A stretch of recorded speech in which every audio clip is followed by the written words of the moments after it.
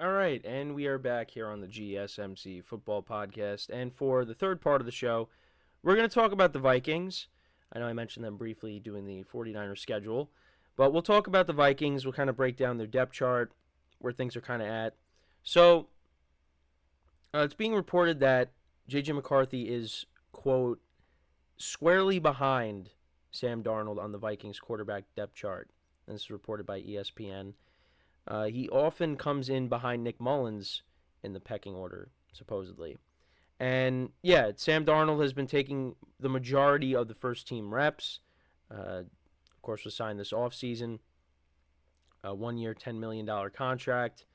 But, yeah, it seems like the Vikings are taking a patient approach with McCarthy's development. Was drafted with the number 10 overall pick in the draft.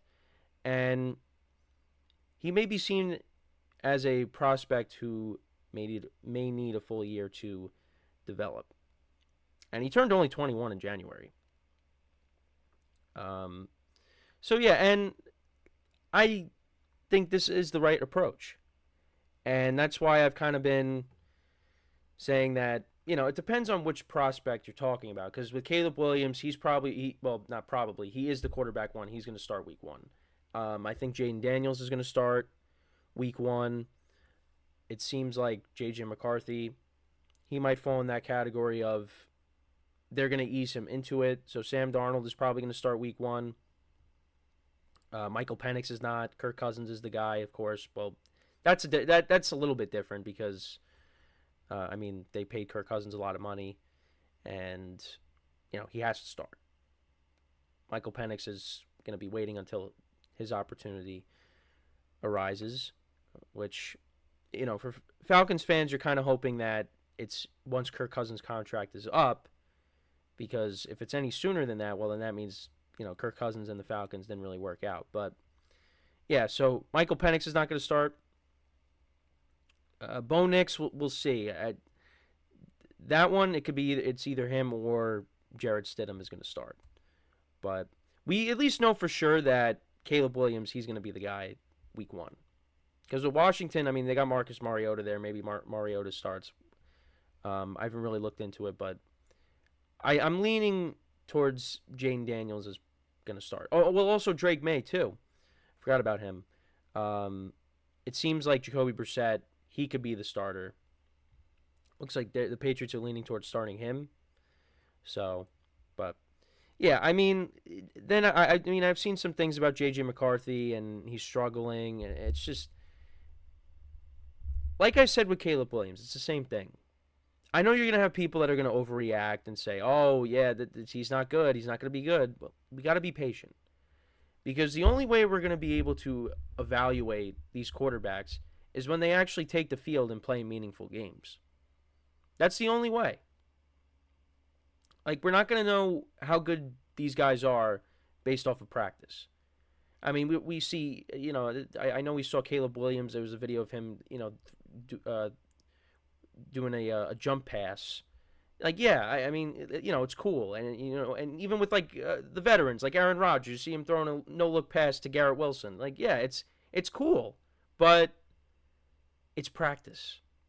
We're talking about practice, as Allen Iverson said. We're talking about practice, not a game. Practice. I hope you guys appreciated that basketball reference there. But anyways, it's just, we got to be patient. Because there's always going to be people that are going to overreact over things. So yeah, you might look at this on the surface and be like, wow, J.J. McCarthy's even behind Nick Mullins? They're taking a patient approach. So we got to wait and see. Now, I don't want to say he's going to be fine because, again, I don't know how good he's going to be. And I've said all along that he ended up in a good situation. He did because, again, Kevin O'Connell is a good offensive-minded head coach. And the weapons that you have the best receiver in the NFL in Justin Jefferson. You have a good number 2 in Jordan Addison. T.J. Hockenson, a solid tight end. Aaron Jones, I don't know how long he's going to be with the Vikings. He's only there for 1 year. But still, they have a great supporting cast for this young quarterback when he does eventually take the field. I mean, I don't know how long T.J. Hockenson's going to be there. Oh, I think, I don't remember. Did they sign him to an extension? I don't know. But Addison's going to be there for a while. Justin Jefferson just got paid, so he's going to be there for a while. So they'll figure it out with running back and tight end. But either way, Vikings got a solid supporting cast for this young quarterback when he does eventually take the field. So yeah, maybe he's not going to be ready. Maybe he does not play at all this year.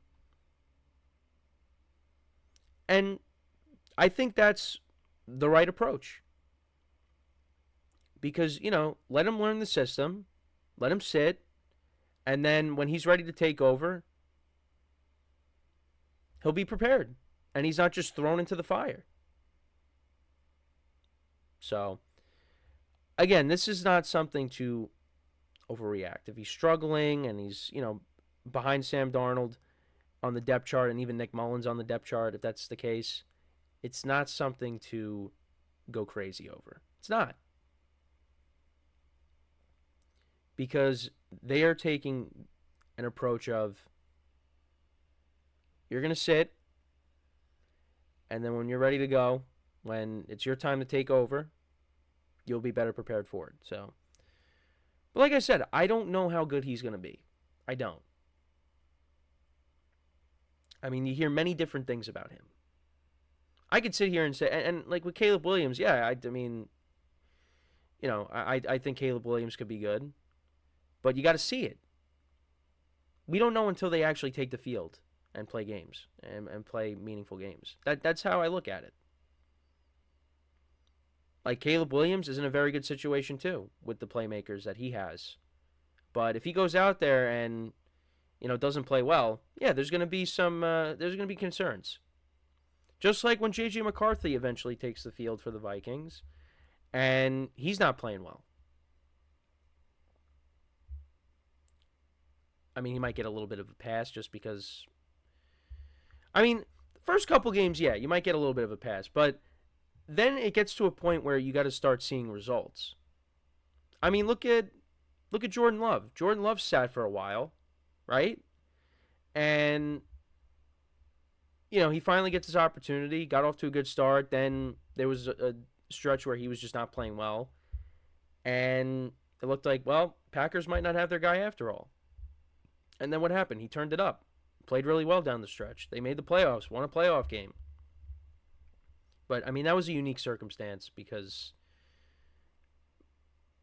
Aaron Rodgers was winning back-to-back MVPs, and, yeah, Jordan Love didn't get his opportunity until, his fourth season, right?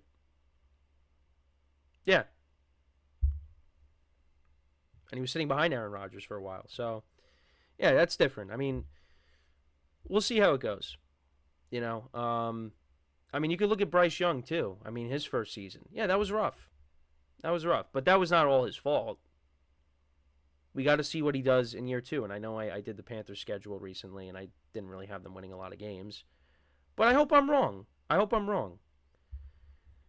So, we'll see. But, again, J.J. McCarthy being listed as number 3 on the depth chart, it's not that big of a deal. They're being patient. That's really how you could look at it, is they're being patient. So I'm not really gonna make a big deal about it.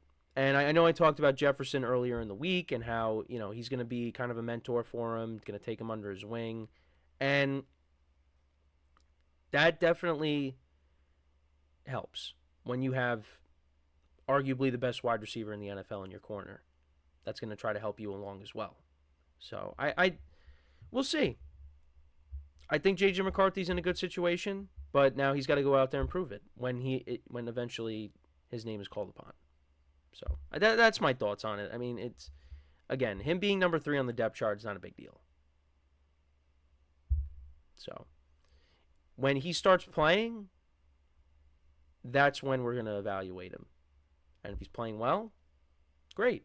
If he's not playing well, for an extended period of time, then there could be some concerns. So, That's how I look at it. But let me know what you guys think about the Vikings depth chart. Again, not a big deal. We're very early in J.J.McCarthy's career. When, like I said, when he starts playing games, that's when we could truly evaluate him. So we are going to take our third break of the show, and then when we come back, we'll talk about Dan Campbell, some recent comments that he had regarding the NFC Championship game. So that's what we will do when we come back from break. So with that being said, stick around, and we'll be right back here on the GSMC Football Podcast.